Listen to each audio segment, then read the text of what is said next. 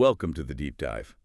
Today, we're embarking on a really crucial mission, trying to understand how two powerful and deeply intertwined forces, race and gender, have profoundly shaped American society, its policies, its people. Yeah. And this isn't just, a history lesson.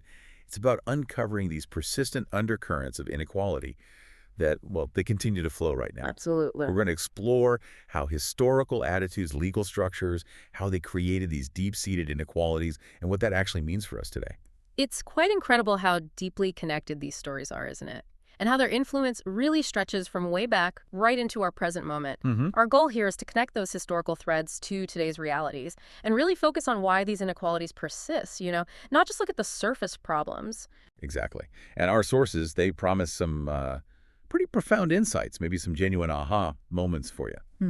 So to kick us off, let's unpack this powerful, maybe even unsettling concept, racecraft. Okay, so to really get racecraft, our sources start with a really striking example.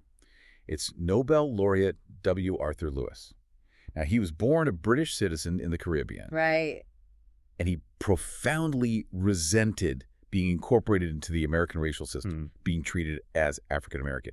That immediate involuntary labeling of someone by race, despite their own identity, their citizenship. Yeah. That's precisely the core of what we're diving into. And what's really insightful here, I think, is that racecraft, as our sources define it, it's a belief system completely, utterly divorced from scientific evidence. I mean, we don't believe witches ride on brooms anymore, right?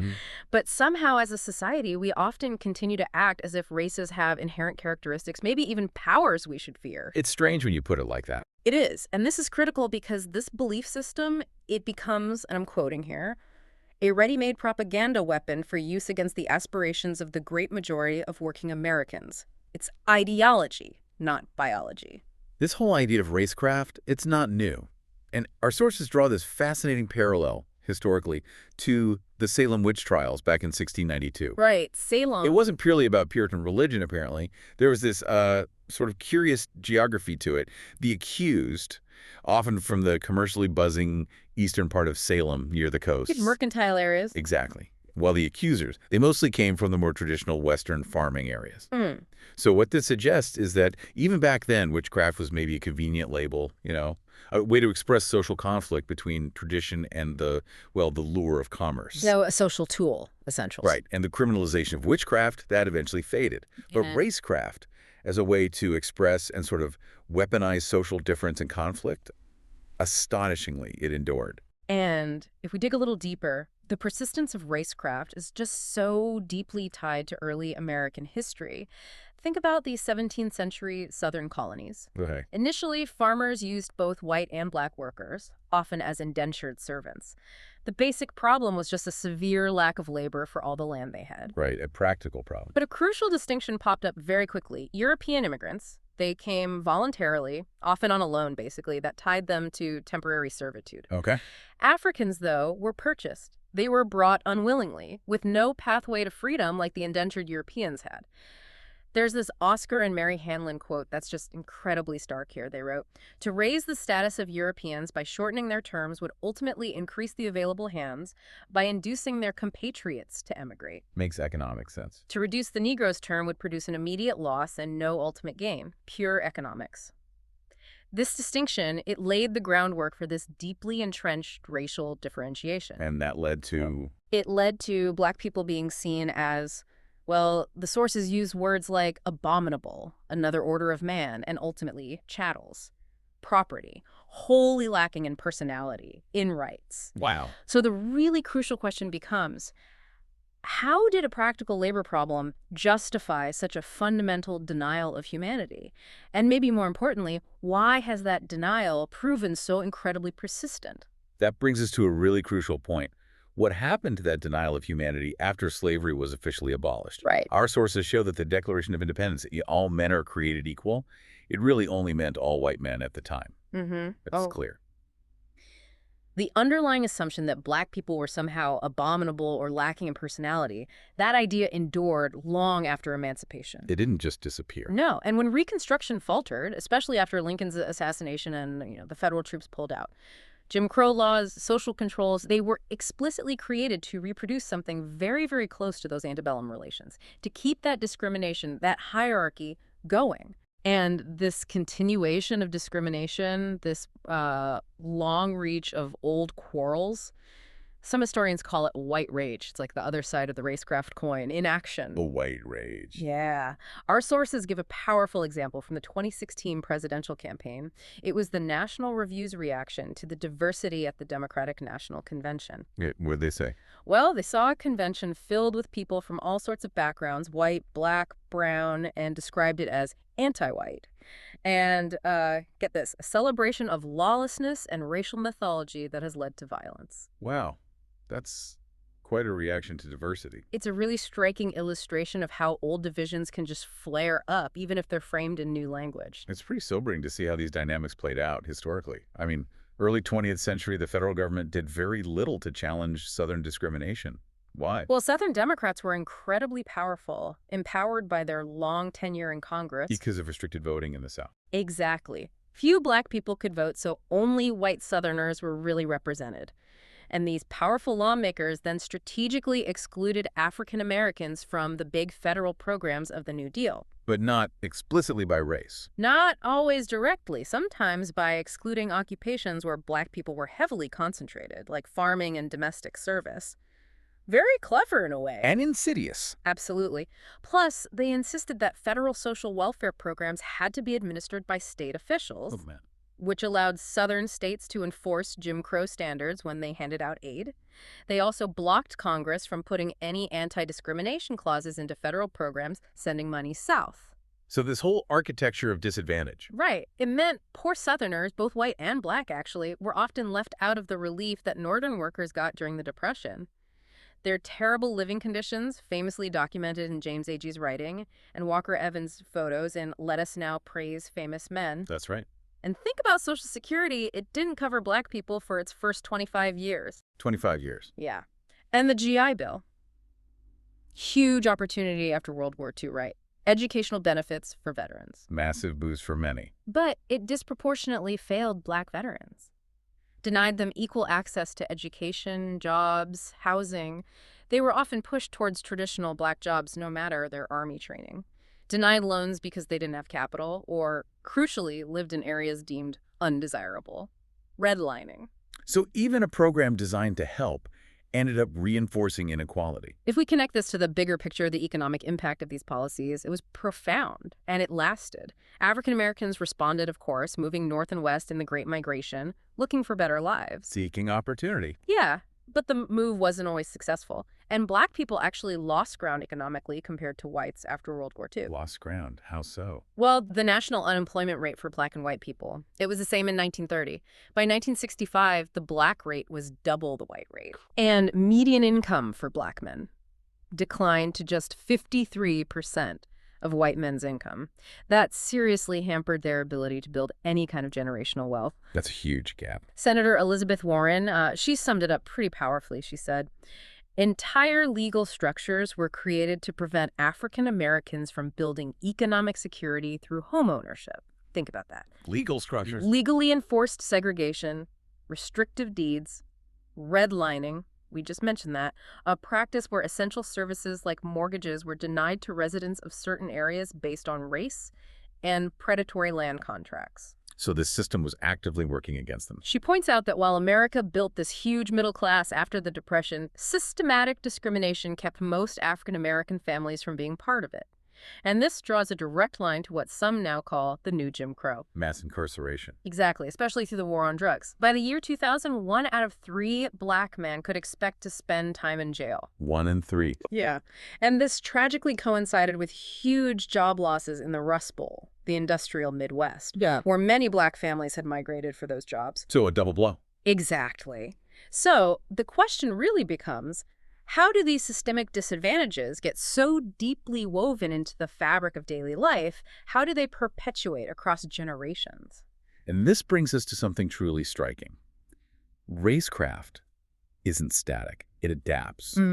Our sources highlight how, even though biologists can't scientifically define race, this racecraft idea has continuously adapted. It shapes the experience of new immigrant groups in America. He keeps finding new targets. It seems so. Back in the 19th century, Irish immigrants fleeing the famine, they were initially grouped with blacks as despised manual workers. Right, at the bottom. They even joined abolitionists sometimes, maybe out of sympathy, maybe seeing a parallel to their own fight against English rule.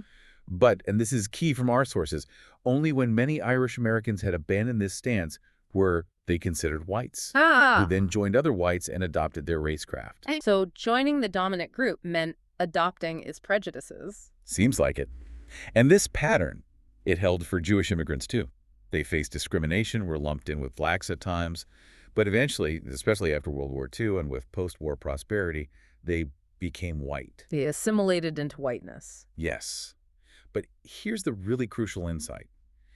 Their movement into white status did not affect the structure of race relations in America. It didn't change the underlying system. No. It just illustrates this sort of binary world of racecraft where immigrants either manage to graduate to being white or they continue to be marginalized.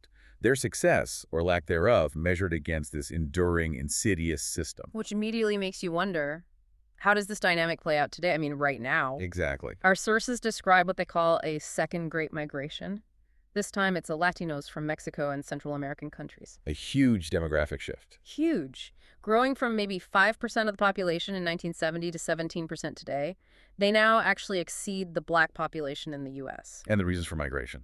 Similar in some ways to the first Great Migration, escaping repressive political regimes, seeking economic advancement. Think about NAFTA, the trade agreement. Right.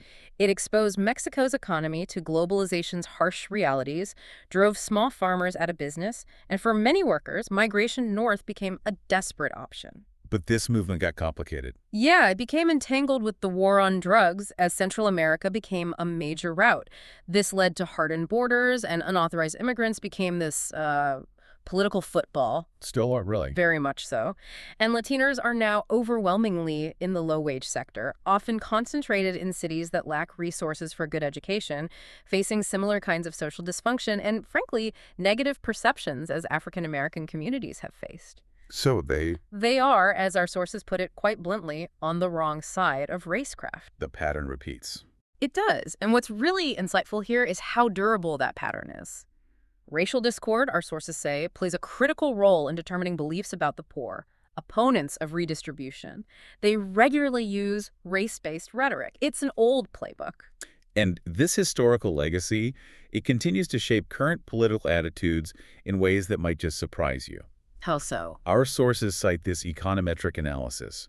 It shows that whites who currently live in counties that had high concentrations of slaves in 1860 are on average more conservative. Still, after all this time. And express colder feelings toward African Americans than whites who live elsewhere in the South.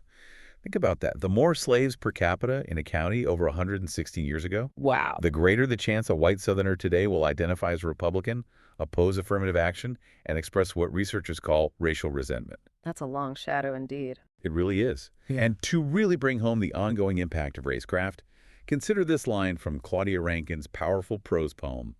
It describes a professional black man pulled from his car, handcuffed, stripped, released.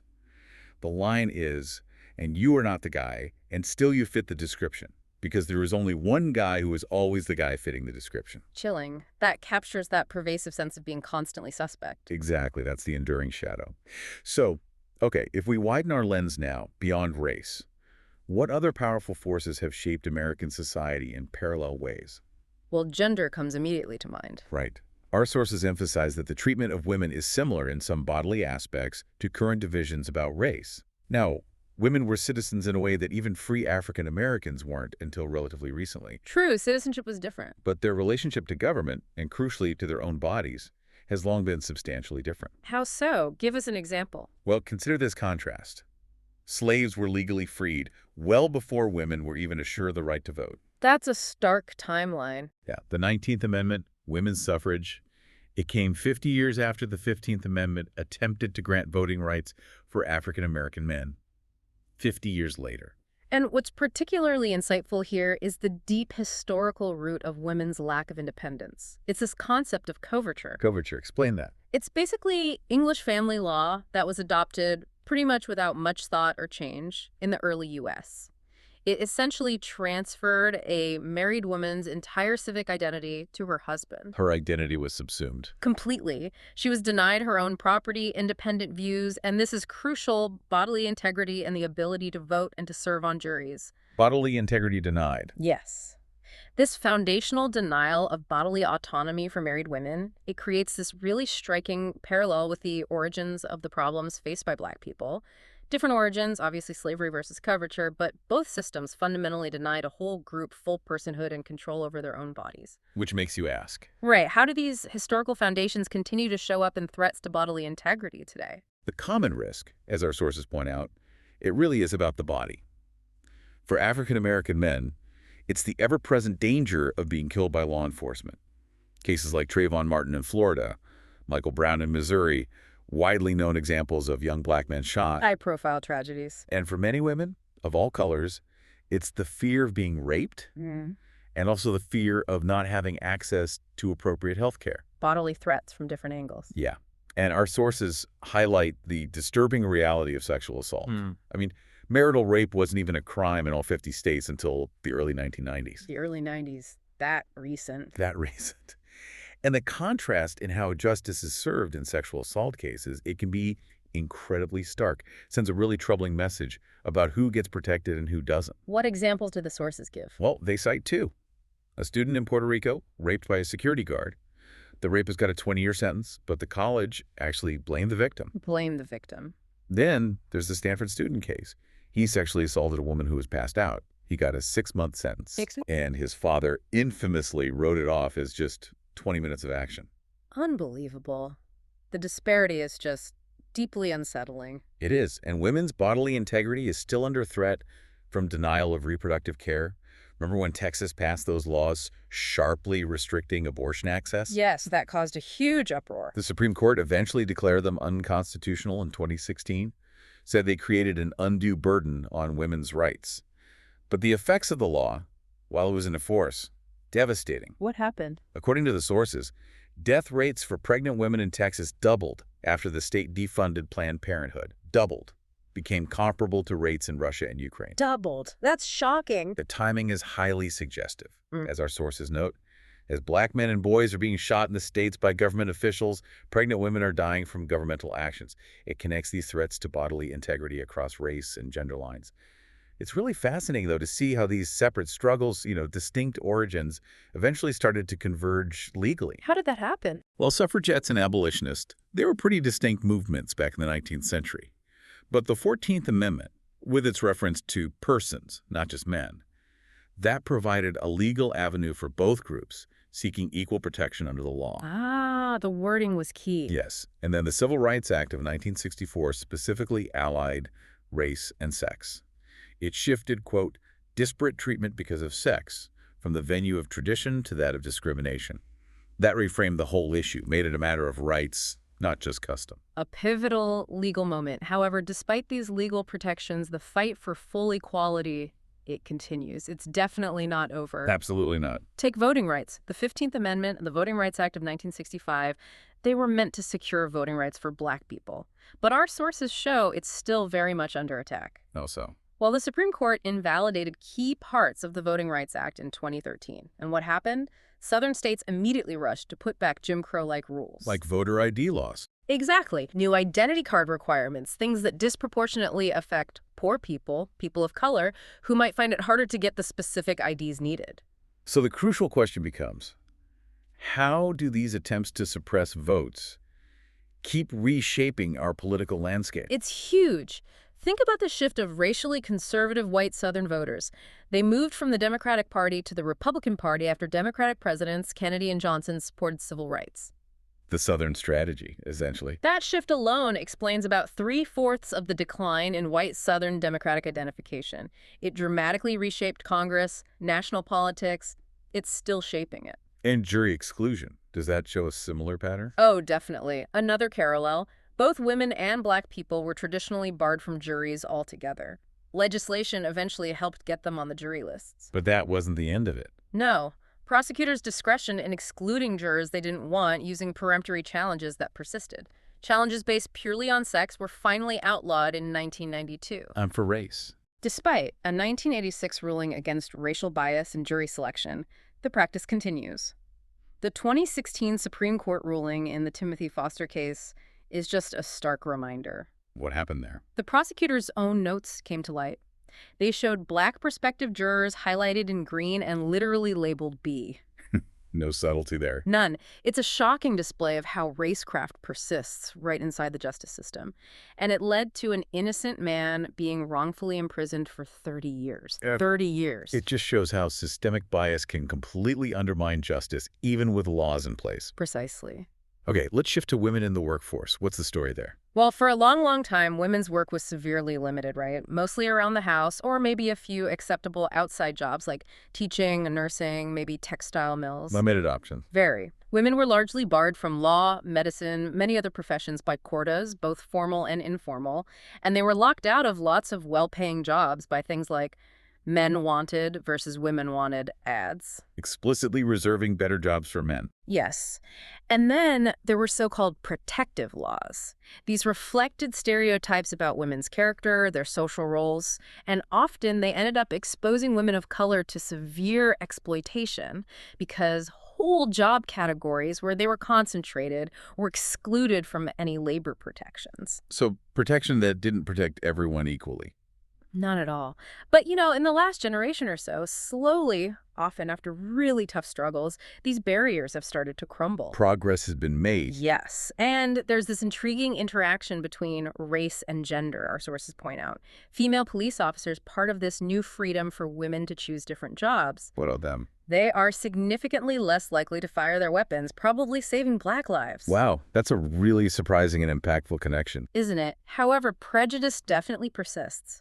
Women's median earnings, still about 20% lower than men's. Even with equal education. Even with equal education, in similar occupations. And get this, when women achieve prominence in a particular field, the average wage for that entire field actually tends to go down. Seriously, the pay drops when women move in. It's a documented phenomenon. It's a complex problem. Scholars are still actively trying to figure out all the reasons why, but it reveals these really subtle, persistent layers of gender-based disadvantage. Wow. Okay, what a deep dive. We've really covered a lot of ground here, looking at the intertwined histories of race and gender in America. We have. We've seen how racecraft and systems like coverture laid these foundations, denying personhood and opportunity, how they adapted through things like Jim Crow, mass incarceration, the experiences of immigrants. And how they continue to manifest. Exactly, in contemporary issues right now, from voting rights to bodily integrity to that persistent wage gap we just talked about. It makes you think about all the generational wealth, the opportunities denied to whole communities, and how that denial still shapes our society today. And I think this discussion really powerfully highlights that, while laws can change on paper, these deeply embedded systems of belief, of power, they can persist. They adapt with this astonishing resilience. They find new forms. Exactly. The new Jim Crow, the ongoing threats to women's bodily integrity, these aren't just echoes of the past, they're direct descendants of these historical constructs, constantly evolving. So it forces us to ask. It forces us to confront a really profound question. How much of our current societal structure, our assumptions, even our political landscape, is still subtly dictated by these historical systems? And maybe more importantly, what truly active systemic steps are needed to dismantle them rather than just, treating the symptoms? That is definitely a lot to mull over. We hope this deep dive has given you some powerful insights, maybe sparked a few aha moments for you to consider as you navigate the world around you. Food for thought. Absolutely. We'll catch you on the next deep dive.